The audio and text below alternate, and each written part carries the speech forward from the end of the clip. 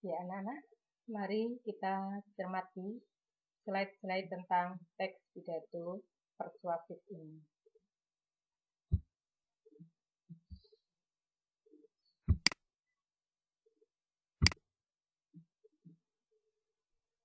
Tujuan mempelajari teks pidato persuasif ini adalah setelah mengikuti proses pembelajaran ini nanti, diharapkan kalian dapat menjelaskan pengertian teks pidato persuasif, menjelaskan tujuan pidato persuasif, menelaah struktur teks pidato persuasif, membuat naskah pidato persuasif, menelaah kebahasaan teks pidato persuasif, menampilkan pidato persuasif, dan menilai penampilan pidato persuasif.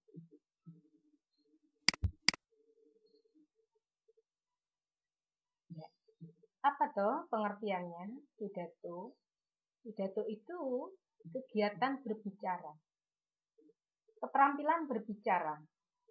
Seperti sudah pernah saya singgung bahwa dalam keterampilan berbahasa Indonesia itu meliputi keterampilan membaca, keterampilan berbicara, keterampilan menyimak, dan keterampilan menulis. Ada 4 keterampilan ini yang berkaitan dengan pembelajaran bahasa Indonesia. Nah, pidato, apa itu pidato itu? Pidato itu sebuah kegiatan berbicara di depan khalayak umum. Ingat, di depan khalayak umum.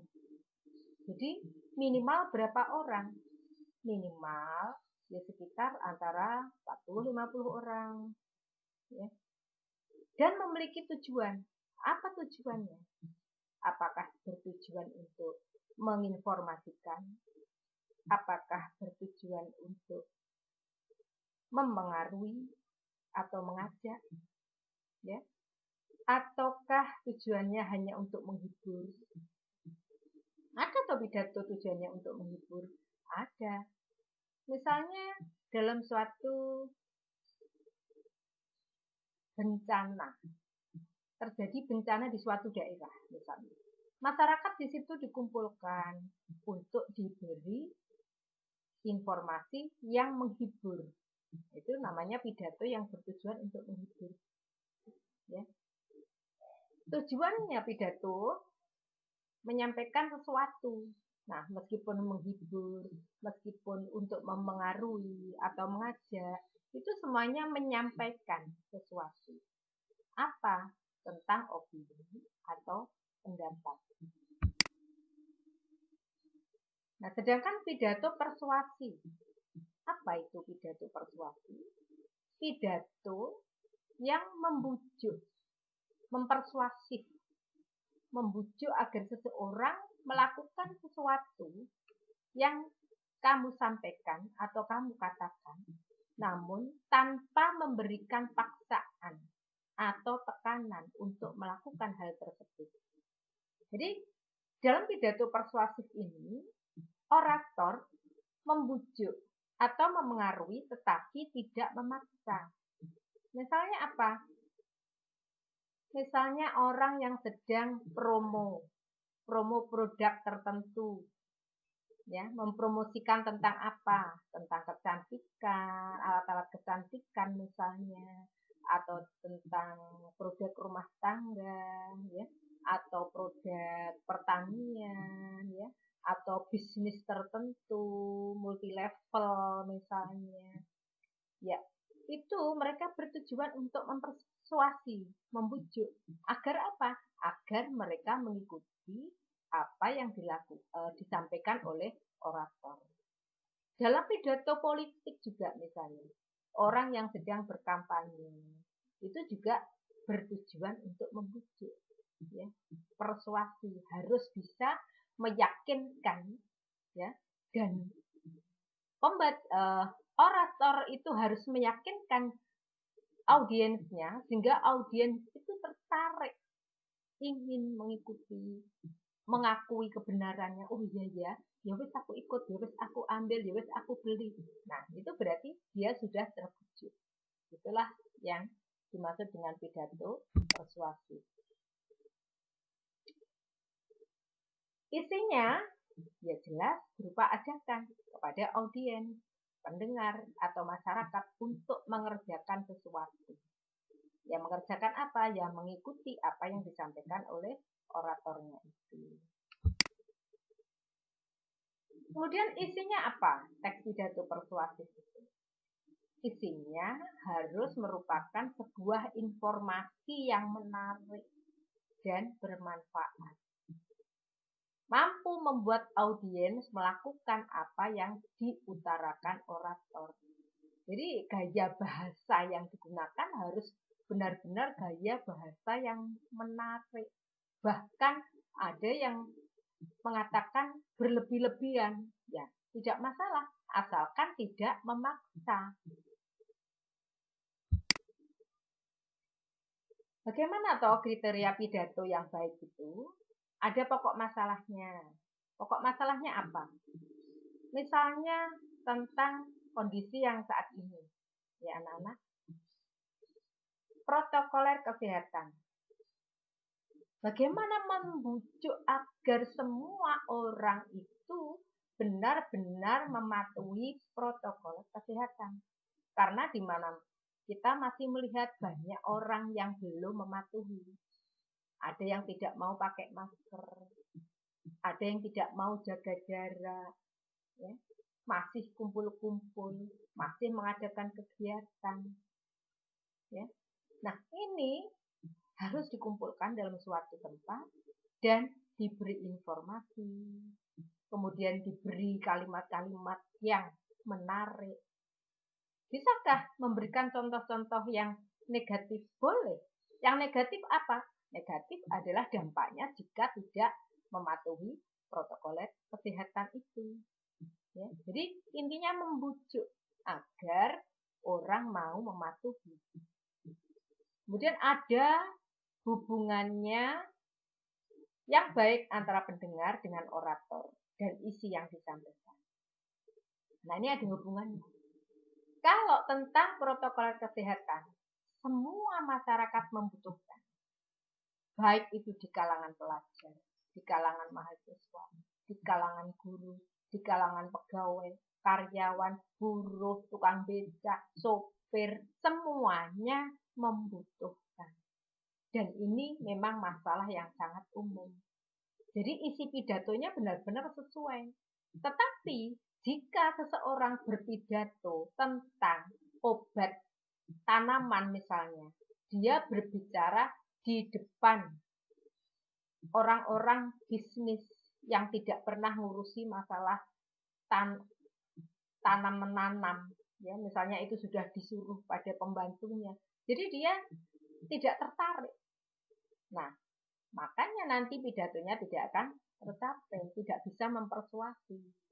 Jadi harus sesuai antara pendengarnya siapa, oratornya itu siapa, dan isi yang disampaikannya apa. Ketiganya ini harus sesuai. Strukturnya, naskah. Apa saja? Salam pembuka. Assalamualaikum warahmatullahi wabarakatuh. Ada sekarang yang ditambah dengan Om Swastiastu, ditambah lagi dengan apa? Salam sejahtera, Namo Buddhaya, dan sebagainya. Karena mereka beranggapan semua yang hadir itu beraneka ragam agama dan beraneka ragam cara menyampaikan salam. Nah, sebenarnya ada beberapa pendapat yang mengatakan bahwa tidak perlu menggunakan banyak salam semacam itu, cukup satu salam saja. Tapi ternyata dalam situasi pemerintahan masih tetap digunakan 5 atau 4 macam salam itu. Ya. Itu salam pembukaan. Pendahuluan. Ya, pendahuluan kalau kita dalam agama Islam, assalatu wassalamu ala asyrofil anbiya'i wal mursalin dan seterusnya itu sebagai pendahuluan. Dan pada pendahuluan juga harus ada sapaan. Yang saya hormati Kepala MTSN 1 Kota Blitar, Bapak Ibu guru, karyawan-karyawati, serta teman-temanku yang sangat saya sayang. Nah, ini pada bagian sapaan. Sapaan itu syaratnya bagaimana? Urut dari yang tertinggi sampai yang terendah. Tadi saya contohkan dari kepala madrasah, dari Bapak Ibu guru, dan teman-teman. Ya, itu adalah pada bagian sapaan. Setelah sapaan apa? Ucapan syukur. Itu pada pendahuluan juga. Ucapan syukur contohnya bagaimana? Alhamdulillahirabbil alamin. Marilah kita sanjungkan kepada Allah Subhanahu wa taala yang selalu memberikan kenikmatan kepada kita sehingga kita dapat berkumpul dalam acara ini dengan sehat walafiat. Nah, itu pada bagian apa? Ucapan syukur. Masih pendahuluan. Jadi pendahuluannya tadi sapaan, setelah sapaan ucapan syukur, kemudian berisi gambaran dan isi pidato. Apa?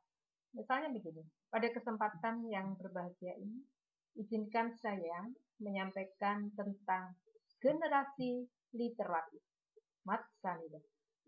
Apa itu generasi literat Mat Sanidah? Nanti akan saya uraikan pada pidato yang berikut ini. Ini pada bagian pendahuluan. Ya. Isi pidato ya sudah menyampaikan tentang generasi literat itu apa, ya. Kemudian bagaimana cara menjadi generasi literat, ya. Apa yang dilakukan, program-programnya apa saja, ya. Apa tuh manfaatnya menjadi generasi literat, itu bisa di breakdown. Jadi tentang generasi literat itu apa saja pengertiannya, bagaimana menjadi anggota, langkah-langkahnya, programnya apa saja, apa yang harus dilakukan agar benar-benar generasi literat Mas Sanidah ini tercapai, apa yang harus diprogramkan. Ya. Itu semua disampaikan sejelas-jelasnya pada bagian isi pidato. Kemudian bagian penutup. Demikian yang dapat saya sampaikan. Oleh sebab itu, marilah kita bersama-sama menciptakan generasi literat Mat Sanidah. Dengan cara bagaimana? Dengan cara membudayakan baca. Karena dengan membaca, kita akan mengenal dunia. Dengan menulis, kita akan dikenal dunia. Jadi generasi literat nanti akan diwujudkan dengan keaktifan membaca dan keaktifan menulis. Nah, itu sudah ada kesimpulan, ada harapan, ya. Disampaikan pada bagian penutup. Kemudian jangan lupa mengucapkan permohonan maaf. Ya. Jika dari awal sampai akhir saya menguraikan permasalahan tentang generasi literat Mat Sanidah ada kesalahan, saya sebagai manusia biasa tentu memohon maaf yang setulus-tulusnya. Ingat anak-anak, mohon maaf yang setulus-tulusnya, bukan sebesar-besarnya loh ya. Sebesar-besarnya itu logikanya besarnya seberapa? Segunung atau serumah? Tidak jelas ya. Apalagi mohon maaf sebanyak-banyaknya, banyaknya itu juga berapa? Apalagi beribu-ribu maaf. Saya malah tidak percaya kalau akan meminta maaf beribu-ribu maaf sampai beribu-ribu kali, tidak mungkin ya. Jadi yang benar, yang logis adalah jika dalam penyampaian pidato saya ada kesalahan atau kekurangan, saya mohon maaf yang setulus-tulusnya. Demikian saya akhiri. Wassalamualaikum warahmatullahi wabarakatuh. Ya, seperti itu. Nah, bolehkah diberi ucapan terima kasih? Boleh. Itu juga pada bagian penutup. Ya, setelah mohon maaf. Jadi tadi, kemudian saya ucapkan juga terima kasih atas perhatian Anda semua. Saya akhiri. Wabillahi taufiq wal hidayah dan seterusnya. Begitu ya, Nana. Nah, apa tuh kesalahan yang sering terjadi dalam berpidato? Kesalahan yang sering terjadi, penampilannya tidak bersemangat, loyo, males, ya.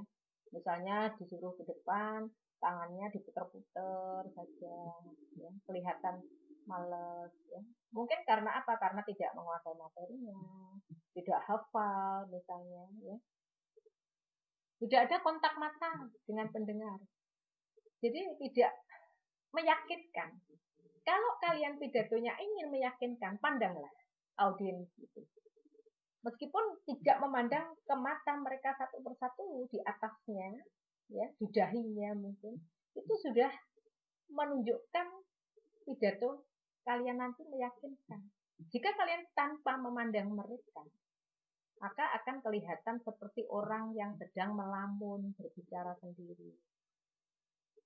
Jadi yang meyakinkan itu seakan-akan kalian melihat mereka satu persatu. Harus ada kontak mata. Nah, kesalahannya juga hanya mengarahkan mata dan perhatian pada satu titik. Nah, ini ada juga. Pandangan mata tetap ke bawah saja atau ke atas saja. Karena apa? Karena mungkin ini sudah menahan detak ini ya. Karena apa? Ada gemeter. Itu namanya demam panggung. Jadi bagaimana agar mengatasi demam panggung? Ya, orang yang demam panggung itu karena dia tidak menguasai materi, tidak menguasai audiens, ya. Harus benar-benar menguasai materi. Makanya kalau menggunakan metode menghafal, naskah dihafalkan, kemudian belajar sefleksibel mungkin di hadapan orang atau di hadapan kaca misalnya, ngomong di hadapan kaca seakan-akan berpidato, itu sering dilakukan agar apa? Agar benar-benar menguasai materinya, bahasanya, intonasinya, gayanya bicara, gesturnya atau gerak tubuhnya, ekspresinya, itu juga dilatih. Jadi kalau ekspresinya monoton saja, itu juga akan menjenuhkan. Nah, apalagi ada gerak-gerik yang tidak terkontrol. Misalnya hadirin yang saya hormati, itu tangannya sudah ke atas, ke samping, ke bawah, ya. Itu bayangkan saja bagaimana itu perilaku, tingkah laku orang yang seperti itu akan menimbulkan bahan tertawaan. Ada yang tangan dimasukkan ke dalam jaket atau saku celana. Ya, karena apa? Karena tangannya berair. Karena gemeter, tangannya berair, akhirnya dimasukkan ke jaket. Berdiri sambil memeluk atau menaruh perut pada mimbar. Jadi di mimbarnya itu dipeluk atau perutnya yang besar ditempel di situ, ditaruh di situ. Kemudian kalau misalnya pidatonya itu tidak di mimbar, berjalannya itu terlalu vulgar, ke sana kemari, ke sana kemari.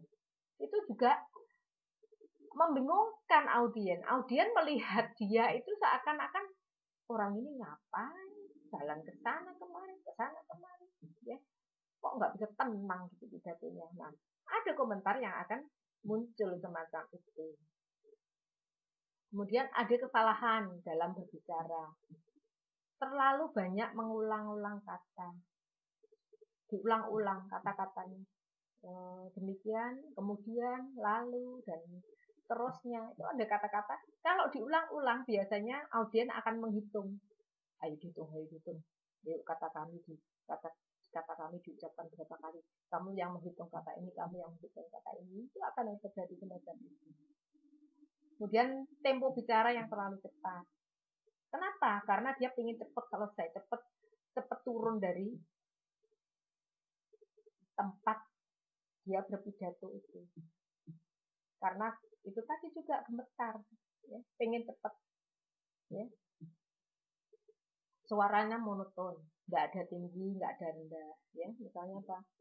Hadirin yang saya hormati, pada kesempatan yang baik ini saya ingin menyampaikan tentang generasi literat Nafsanida. Generasi literat Nafsanida adalah generasi yang diharapkan oleh suatu sekolah atau madrasah yang isi Nafsanida agar generasi literat itu nantinya mampu membaca, ini berpidato atau sedang membaca, ya toh? Karena apa? Monoton.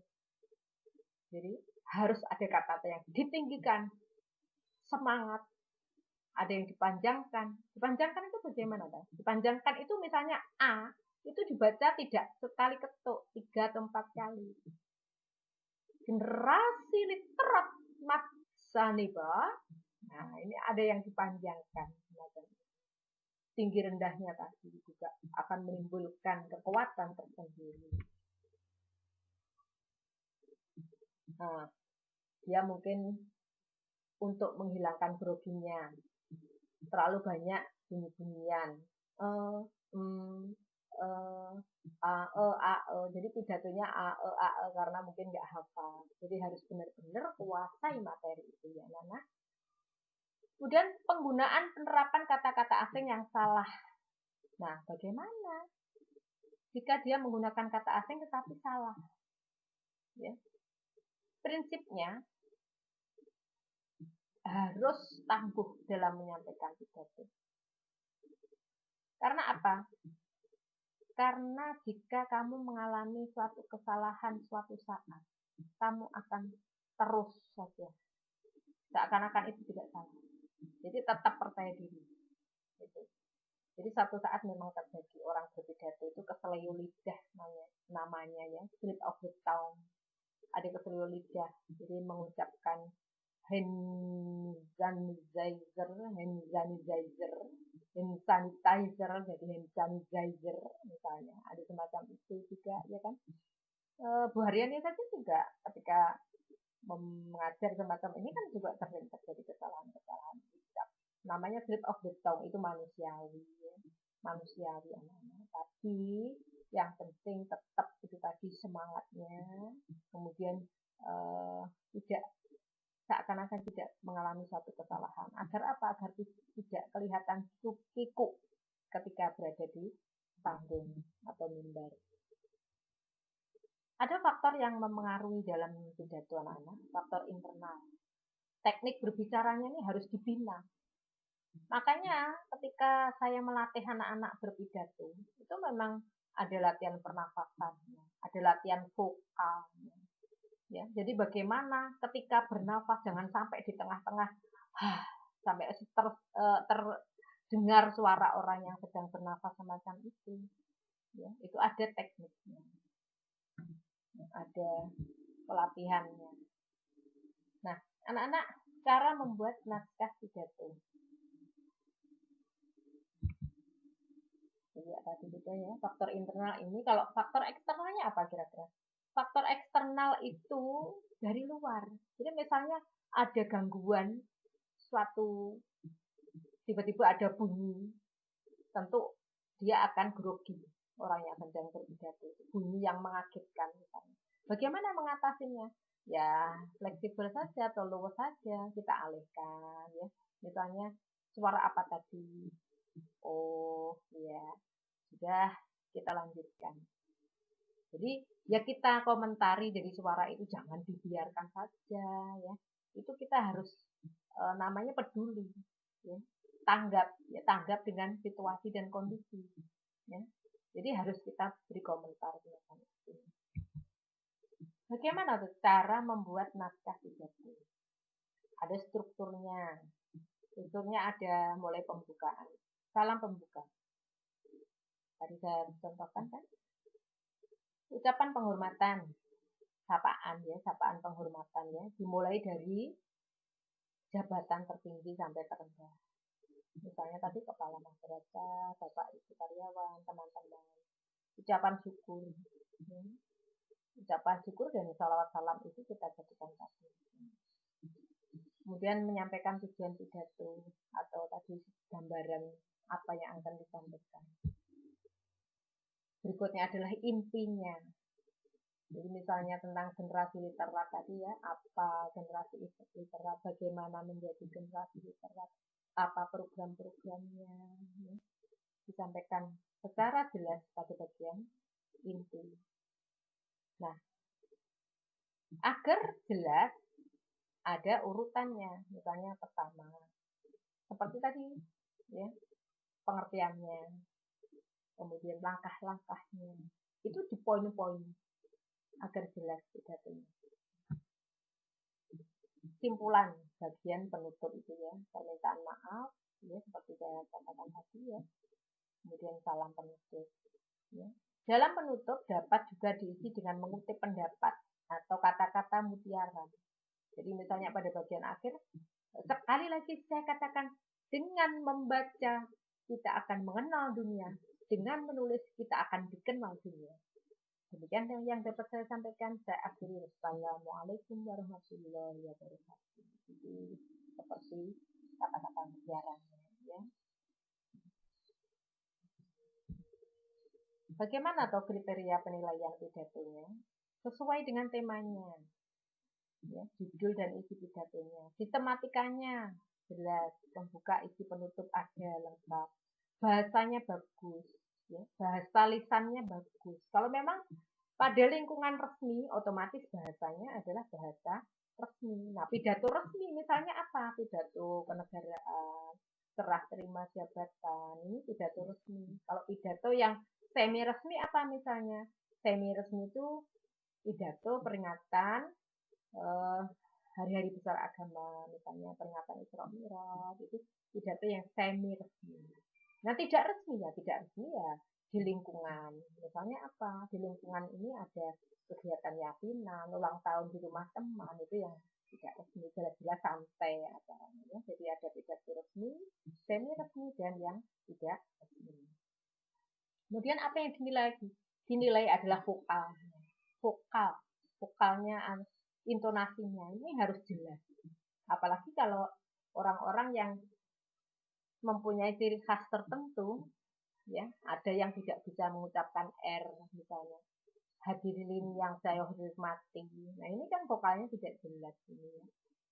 Apalagi orang Batak itu tidak bisa mengucapkan bunyi e dengan jelas. Ya. Marilah kita menghormati. Menghormati dibaca dengan menghormati. Generasi literat menjadi generasi literat Majaneba. Itu memang pengaruh apa anak-anak dialeknya. Orang Bali juga. Orang Bali tidak bisa mengucapkan bunyi T. Ya. Blitar kota patria menjadi Blitar kota patria. Nah, ini dialek ini. Vokalnya ini kurang jelas artikulasinya. Gayanya, ekspresinya.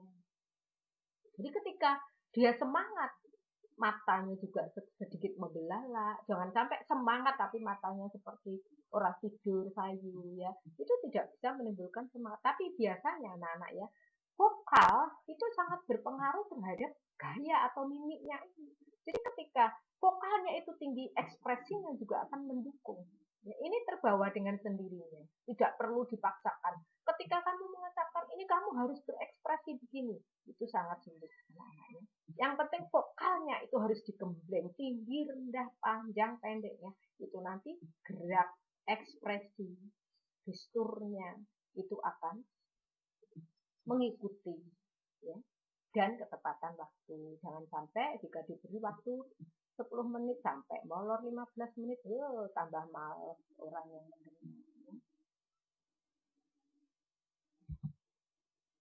Bagaimana teknik memersuasif audiens? Ada etikanya, caranya, ya. Bagaimana? Ya bahasanya harus bahasa yang sopan, bahasanya yang indah. Ya. Misalnya dia ingin mengajak, marilah teman-teman kita bersama-sama menyukseskan program sekolah dalam membentuk generasi literat maksanya. Jangan kamu tambah dengan mengolok-olok. Misalnya begini, ketika kalian tidak mau membaca, kalian akan bodoh. Ketika kamu tidak mau menulis, kamu tambah tidak kreatif. Nah, misalnya ada kata-kata menjelekkan, jangan sampai. Kita memengaruhi, tetapi jangan menghakimi atau menjudge, ya. Emosi. Nah, kalau menggunakan kata-kata yang menjelek-jelekkan, itu nanti akan mesti timbul bakar. Ya. Tapi kalau kamu tidak menjelek-jelekkan produk lain misalnya atau kegiatan lain, kamu ingin menunjukkan kelebihan dari satu program yang kamu sampaikan itu saja, tunjukkan kelebihannya, terus pengaruhi dengan kelebihan-kelebihan itu saja, tidak perlu menjelek-jelekkan. Itu nanti akan emosi tidak akan muncul, tidak tetap terkontrol emosi tadi. Nah, harus ada logikanya. Apa caranya mempersuasi itu harus sesuai dengan fakta, sesuai dengan kondisinya. Ya, logikanya apa? Misalnya tentang generasi literat mancanegara. Logikanya apa? Ya logikanya seseorang yang sangat suka membaca, ilmunya tentu tinggi. Bung Karno misalnya. Bung Karno itu ketika beliau berada di penjara, istrinya datang menjenguk itu tidak hanya membawa makanan tapi juga membawa buku anak-anak. Jadi tetap aktif membaca. Bill Gates siapa penemu Microsoft? Berapa buku yang dibaca? Dan dia mentarget itu 1 tahun harus membaca buku sekian. Sehari berarti harus membaca sekian halaman. Itu ditarget. Nah memang orang yang sudah terbiasa semacam ini seakan-akan menemukan sesuatu yang belum dibaca itu baginya selalu baru, mesti selalu ingin membacanya. Gitu anak-anak. Tapi anak-anak membaca itu diawali dengan apa? Dengan minat. Minatnya apa? Bu, saya tuh lo sukanya baca cerpen, nggak apa-apa. Yang penting kamu membaca. Ya. Bu, saya itu bacanya cuma senangannya yang komik-komik, nggak apa-apa. Yang penting kamu senang. Itu yang dulu sudah saya contohkan pada salam kenal Bu Haryani. Bu Haryani itu sejak SD sudah suka baca komik. Kemudian SMP meningkat lagi, ya, meningkat lagi sampai sekarang akhirnya juga suka membaca dan menulis. Ya, gitu anak-anak ya. Ini materi-materi yang sudah berkaitan dengan materi yang tinggi. Saya kira ini tidak perlu saya jelaskan. Yang penting tadi struktur sudah saya sampaikan. Ya. Unsur pembukaan tadi ya sudah saya sampaikan. Bagaimana merebut perhatian, hubungannya dengan audiens, layak tidaknya, tujuannya disampaikan. Ya, ya itu anak-anak ya yang dapat saya sampaikan. Saya kira cukup sampai di sini. Saya akhiri materi tentang teks pidato persuasi. Berikutnya nanti kita akan mempelajari tentang bagaimana kaidah kebahasaannya, bagaimana menulis teks pidato persuasi, dan nantinya kalian akan berhadapan dengan bagaimana berpidato. Nanti akan saya contoh-contohkan karya kakak-kakak kelas kalian.